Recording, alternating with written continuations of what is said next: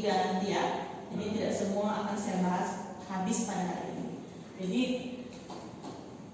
mahasiswa dapat memahami makna dari teori arsitektur dan arsitektur vernakular itu sendiri.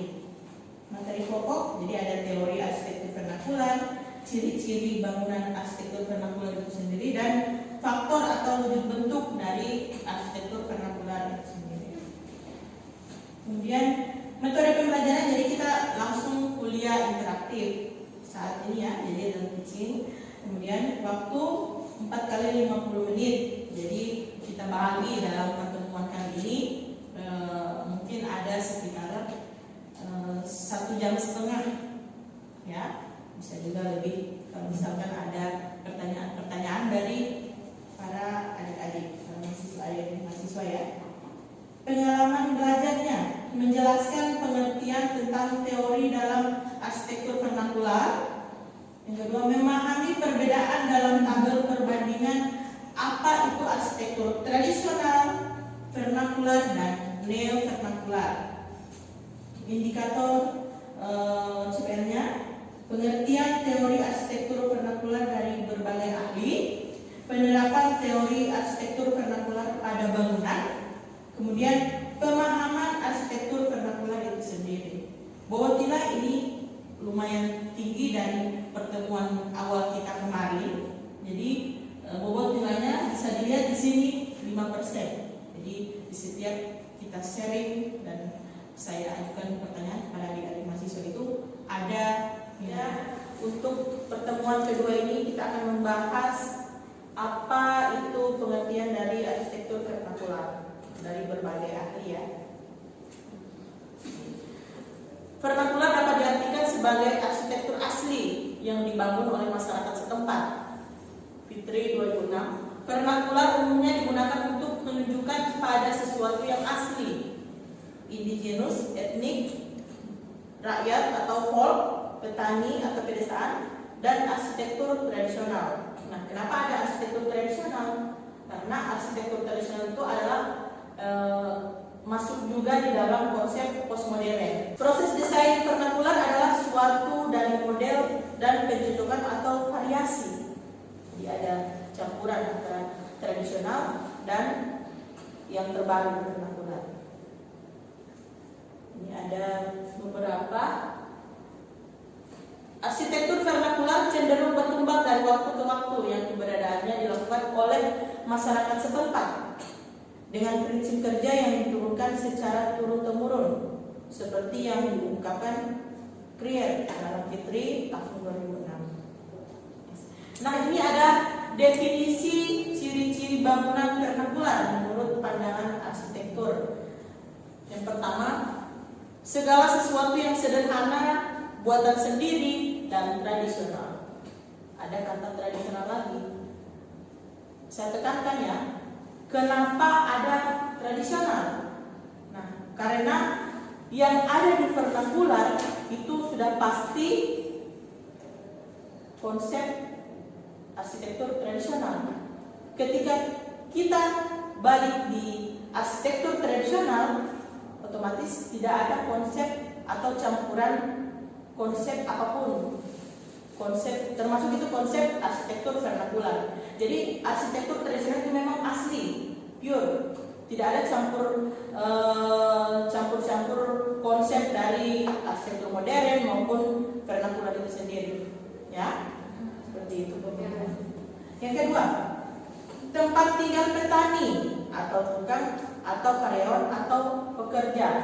Jadi ini standarnya ekonomi menengah ke bawah. Yang ketiga, bangunan yang diciptakan oleh tukang, bukan arsitek.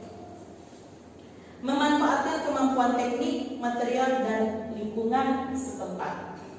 Ya, jadi seperti itu pengertiannya. Tidak berpotensi untuk menciptakan style. Jadi masih ada ciri khas arsitektur tradisional. Ini kan arsitektur vernakular adalah pembaharuan dari arsitektur tradisional, ya. Paham sampai situ ya? Paham. Oke. Memegang teguh bentuk-bentuk setempat dan jarang menerima inovasi dari luar. Yang terakhir, tidak banyak terpengaruh oleh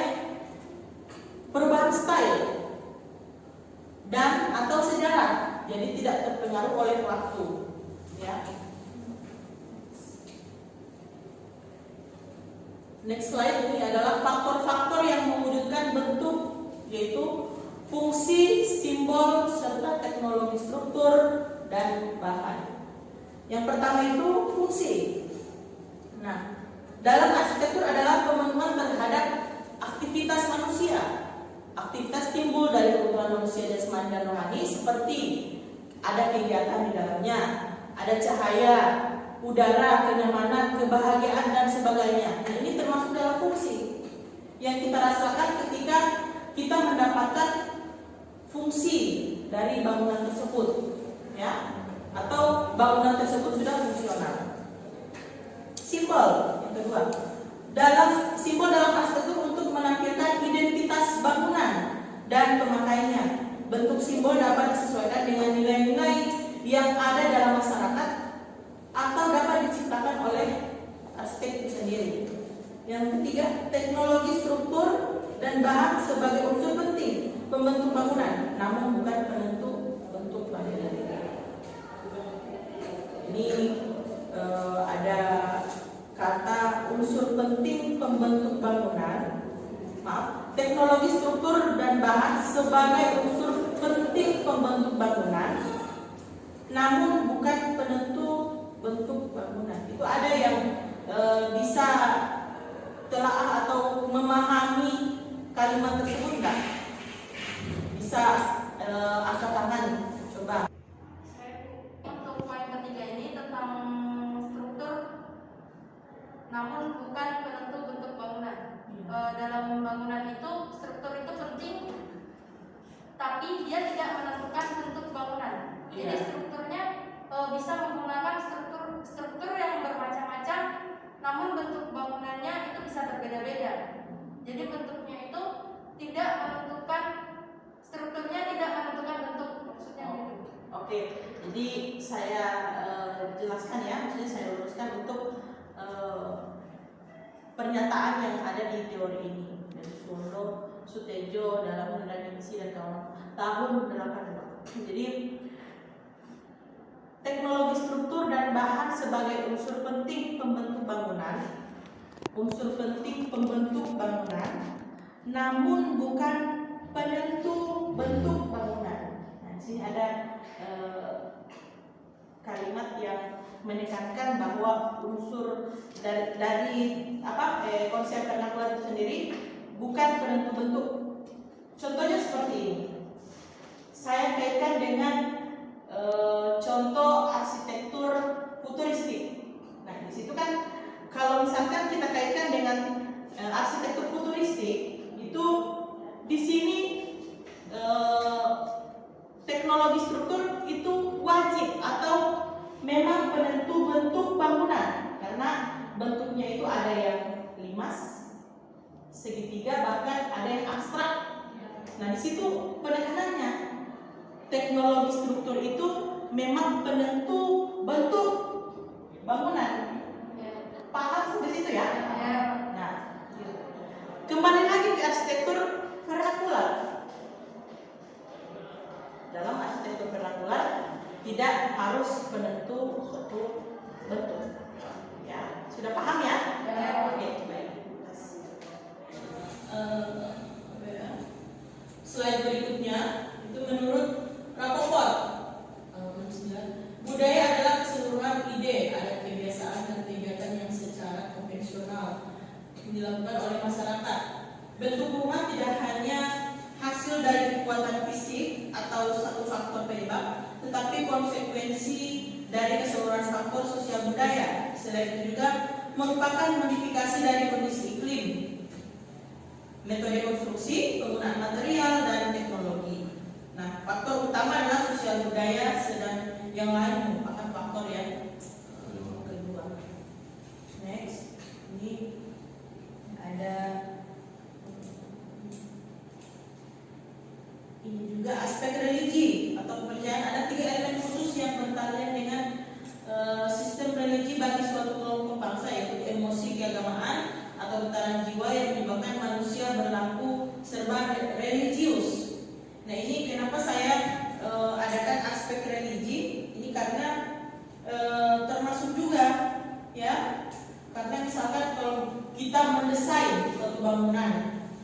di situ kan kalau contohnya di Gorontalo itu kan ada adat upacara sebelum pembangunan. Contohnya itu Mo Payangmo, ya, jadi ada kaitannya dengan aspek religi. Nah, kalau kepercayaan orang Gorontalo itu sebelum membangun rumah, jadi ada Payangmo dulu. Di Payangmo itu manfaatnya untuk penghuni rumah atau pemilik rumah itu agar terhindar dari mara bahaya dan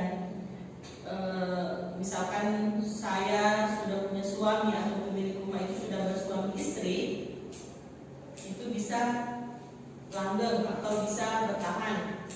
Insya Allah mungkin itu suatu kepercayaan orang-orang tua terdahulu, ada kaitannya juga dengan aspek religi dan kepercayaan, ya, seperti itu.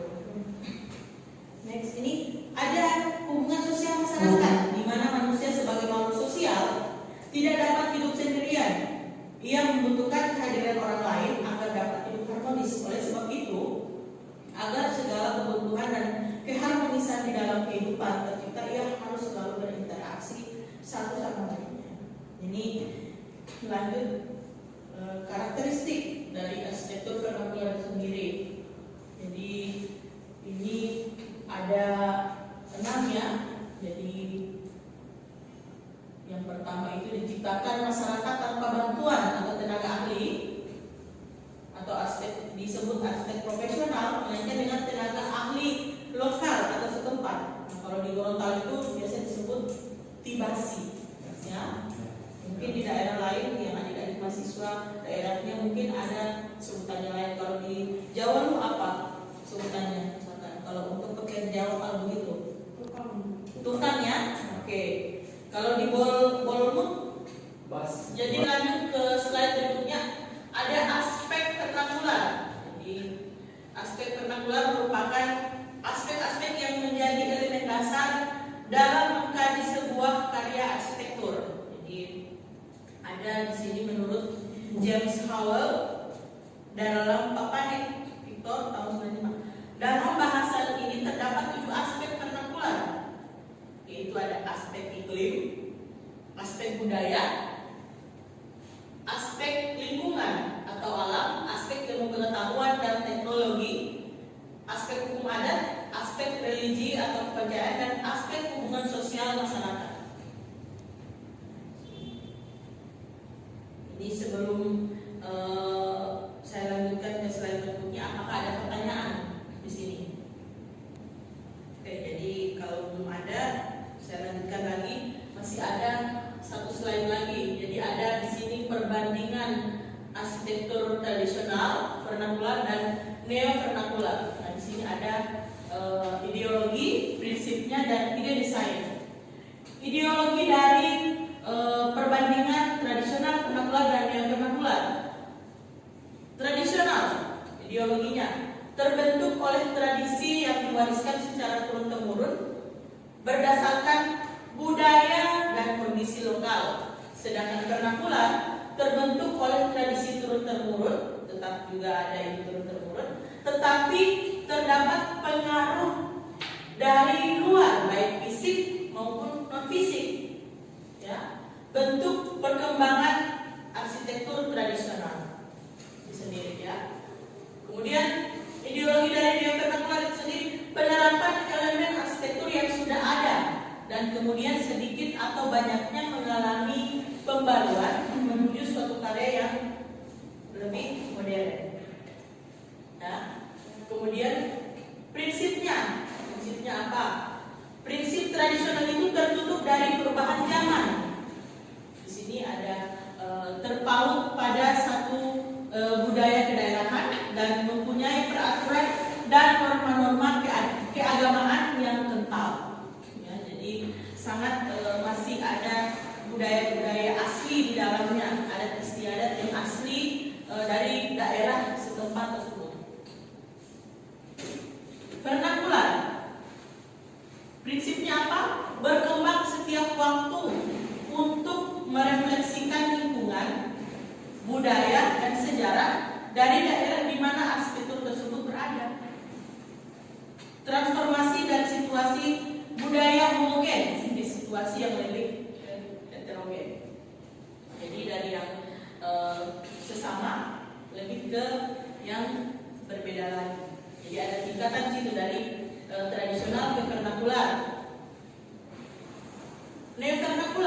prinsipnya apa? Arsitektur yang bertujuan melestarikan unsur-unsur lokal yang telah terbentuk secara empiris oleh tradisi.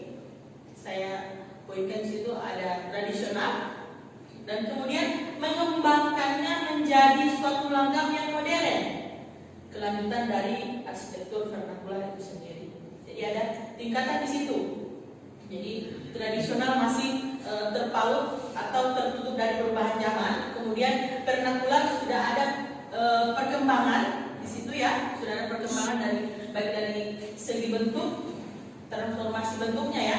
Kemudian neovernakular itu sudah lebih ke modern, yang lebih modern ya. Kemudian ide desainnya seperti apa? Tradisional lebih mementingkan fasad atau bentuk ornamen sebagai suatu keharusan. Di sini vernakular ornamen sebagai pelengkap saja, tidak meninggalkan nilai-nilai setempat, tetapi dapat melayani aktivitas masyarakat di dalamnya. Neovernakular apa? Bentuk desain lebih modern. Nah, ini ide desainnya di sini sudah lebih meningkat lagi. Yang tradisional itu masih pada bentuk fasad yang awal, ya, yang awal atau asli dari bentuk yang memang ada di daerah tersebut. Misalkan di Gorontalo ada bentuk aslinya yang tradisional itu namanya, ya. Nah, untuk vernakular sudah ada sedikit tambahan ornamen-ornamen untuk pelengkapnya, ya, tapi tidak meninggalkan nilai-nilai yang ada pada tradisional itu. Ya, paham ya? Jadi sudah ada peningkatan untuk perkembangan bentuknya di situ, ya. Nah, neovernakular naik lagi ke tingkat sudah lebih ke bentuk desain yang lebih modern. Ya, jadi kalau saya simpulkan, tradisional itu masih sangat primitif, masih bentuknya, ide desainnya masih sangat kedaerahan. Vernakular itu naik lagi satu tingkat, jadi sudah ada apa di sini? Ornamen sebagai pelengkap. Kemudian neovernakular sudah ada pembaharuan bentuk, baik itu mengambil transformasi bentuk yang ada di tradisional diterapkan ke bentuk desain neovernakular, atau mengambil desain yang sudah ada sedikit perubahan dari vernakular diterapkan pada neovernakular, namun dengan bentuk yang modern.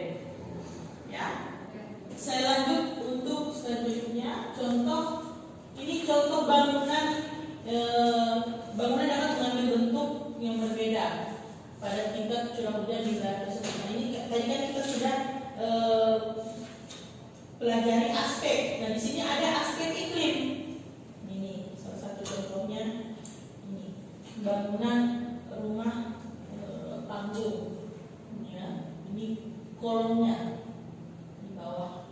Ini contoh bangunan dapat mengambil bentuk yang berbeda tergantung pada tingkat curah hujan di wilayah tersebut. Misalnya, ya, penggunaan rumah panggung di kawasan yang kerap terkena banjir, atap datar tidak digunakan pada kawasan dengan tingkat curah hujan yang tinggi. Di sini ada pertanyaan mengenai contoh bangunan arsitektur vernakular. Oke, silakan, Ica. Assalamualaikum warahmatullahi wabarakatuh. Waalaikumsalam warahmatullahi wabarakatuh. Tadi kan Ibu sudah menjelaskan kalau dalam arsitektur, Coba dibuka maskernya supaya bisa jelas.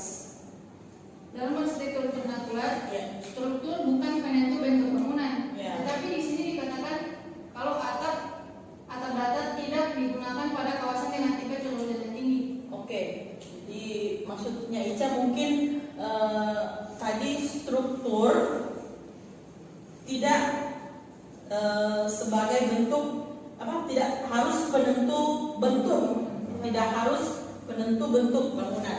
Namun di sini di contoh dikatakan atap harus datar, ya.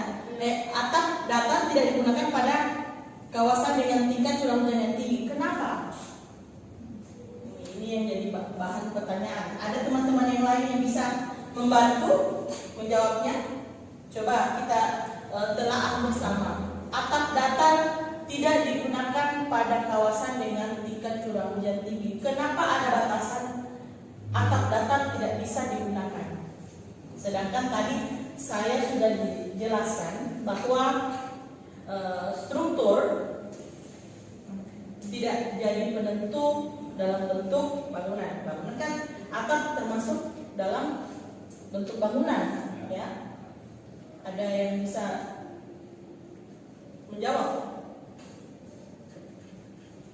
Oh ya, sedikit dari mahasiswa mungkin nanti saya akan tambahkan agar saya bisa tahu pemahaman kalian itu sampai di mana untuk teori dari konsep arsitektur vernakular itu sendiri. Silahkan untuk mahasiswa. Jadi mengapa atap datar tidak digunakan pada kawasan dengan tingkat curah hujan yang tinggi? Contohnya kalau misalkan Gorontalo ini kan ada bulan-bulan tertentu yang tingkat curah hujannya yang tinggi. Nah, mengapa itu kita bentuk rumahnya itu banyak yang limas, bentuk limas seperti ini, ya? Karena kalau misalkan datar itu dengan tingkat hujan yang sangat tinggi itu bakalan roboh. Ada yang paham nggak di situ? Dengan tingkat curah hujan yang tinggi,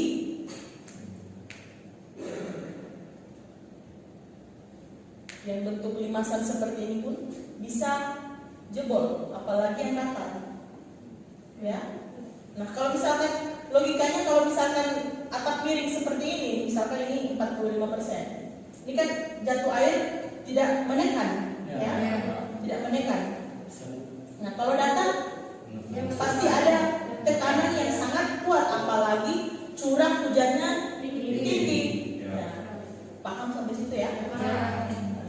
Di teori tadi kan dikatakan bahwa tidak sebagai, jadi kalau tidak maksudnya tidak seharusnya itu pasti kan ada yang memakai bentuk yang lain atau ada yang sesuai dengan konsep. Jadi tidak menentu, ya. Tetap bukannya di situ dikatakan sebagai apa tadi? Masih ada yang masih ingat? Bukan penentu bangunan, bentuk bangunannya bukan sebagai penentu bangunan. Bukan berarti kita tetapkan bahwa bangunannya harus datar ataupun apa sebenarnya, ya. Jadi penjelasannya seperti itu.